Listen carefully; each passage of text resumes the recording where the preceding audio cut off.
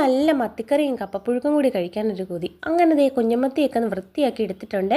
ഇനി ഒരു ചട്ടി അടുപ്പത്തേക്ക് വെച്ച് ചൂടായി കഴിഞ്ഞപ്പോൾ വെളിച്ചെണ്ണ ഒഴിച്ച് ഉലുവയിട്ടൊന്ന് പൊട്ടിച്ചു. അതിലേക്ക് ചുവന്നുള്ളിയും വെളുത്തുള്ളിയും പച്ചമുളകും ഇഞ്ചിയും തക്കാളിയും കൂടി ചേർത്ത് കൊടുത്ത് നന്നായിട്ടൊന്ന് ഇളക്കി കൊടുത്ത് വഴറ്റിയെടുത്തു.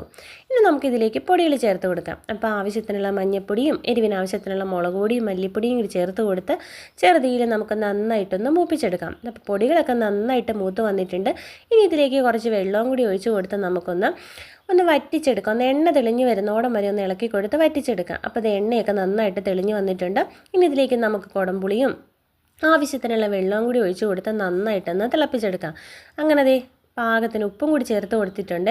അപ്പോൾ ഇത് നമ്മുടെ മത്തിക്കറിക്കുള്ള ഗ്രേവിയൊക്കെ നന്നായിട്ട് തിളച്ച് വന്നപ്പോൾ അതിലേക്ക് നമ്മുടെ കുഞ്ഞമത്തിയും കൂടി പെറുക്കിയിട്ട് നന്നായിട്ടൊന്ന് ഇളക്കി കൊടുത്തു.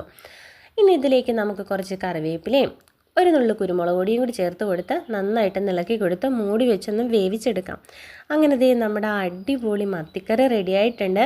അപ്പം നല്ലതേ ചൂട് മത്തിക്കറി നമ്മുടെ കപ്പപ്പുഴുക്കിൻ്റെ മേളിലോട്ട് കോരി ഒഴിച്ച് ഒരു പിടി പിടിച്ചേ. അടിപൊളിയായിരുന്നു. ഇങ്ങനെ കഴിക്കാൻ ഇഷ്ടമില്ലാത്തവരാരാ ഉള്ളതല്ലേ?